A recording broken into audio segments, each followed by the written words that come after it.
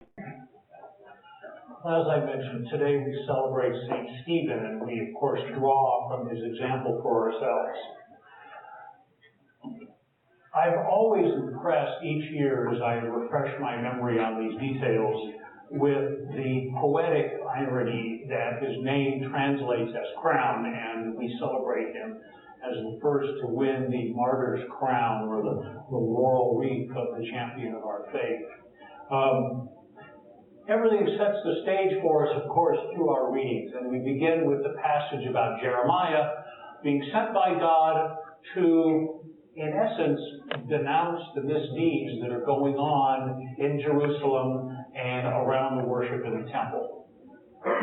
Of course, people are not happy to hear this message, especially because the point of it, the warning part that you will be a desolate place, is more than a little bit scary.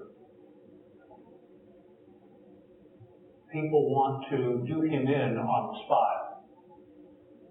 And his only real defense is to say, look, God sent me to say this, I've done it. Do what you will, but understand the consequences for shedding innocent blood. It appears in this reading that the religious leaders were less inclined to take that warning to heart than the civil leaders. But as it worked out, Jeremiah was basically chased off rather than killed. Eventually, unfortunately, he was assassinated much further down the road, but today he gets away. However, very different from Stephen's experience many generations later.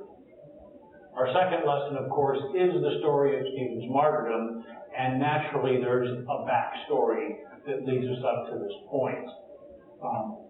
The Jerusalem community, as Luke tells us the story through the book of Acts, is growing very rapidly. And it quickly becomes overwhelming for the apostles to try and administer everything, to make sure that those in need are cared for, so on and so forth. And they request that the faithful elect from among themselves individuals who will take on some of these ministries. We know them today through the millennia as deacons.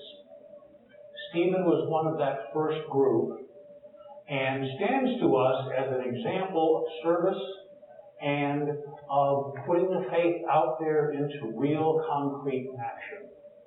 The early ministry of the deacons, and down through our day today, has been in part pastoral care to make sure that those in the congregation who have specific needs are taken care of. Also, to be, as Stephen was in his public preaching and evangelization ministry, to be an outward bridge from our faith communities into the society around us.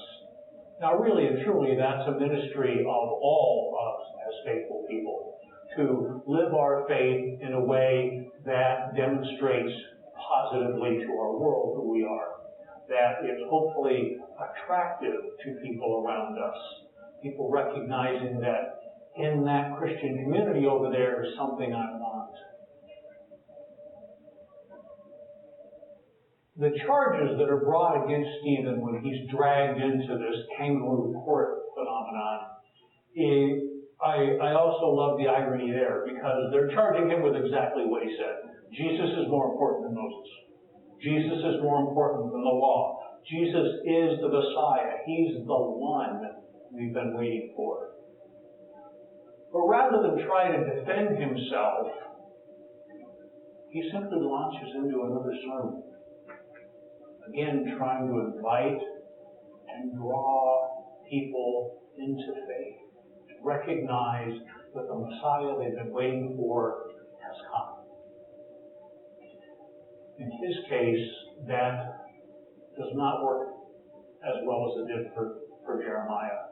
He is mobbed and murdered. But Luke the author is very careful to parallel his death with Jesus. He's stoned, Jesus is crucified, but both pray for the people who are in the process of killing him. I personally find that very moving because it's the last thing that would be going through my heart and my mind if I were in that position. And I just have to be honest about that. Stephen's example stands to us as a powerful piece of living the love of God for one another, in caring for one another, in coming together the way we have again and again when members of our community need our support, and in reaching out, doing the good that needs to be done in the society around us, and being a good example of what it is to be Christian people. Our gospel today echoes what we've been hearing so far in the other readings. Jesus, if you can picture it this way, standing on a hill near Jerusalem, looking at the city, mourning the long history of rejecting the prophets and stoning the messengers from God, of rejecting God's attempts to call them forward.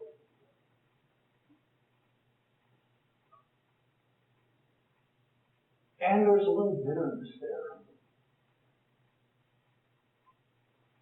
I will not come to you again until I hear you say, blessed are those who come in the name of the Lord. Until I see you change your hearts. Scripture scholars will tell us that not only is there this element of grief over holy city rejecting the Messiah, but also a retrospect of the author himself, who writes after the city and the temple have been destroyed by the Roman occupation force, mourning that all these calamities have come in a sense of poetic justice for rejecting God's messengers. Today, my brothers and sisters, I think it's appropriate and timely for us to celebrate St. Stephen's example, to take to heart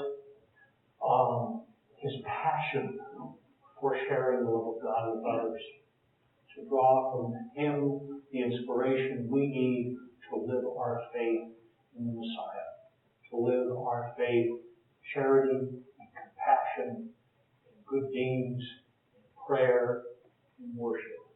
My brothers and sisters, today, let us celebrate, let us draw inspiration, let us carry forward this precious gift that has been given to us.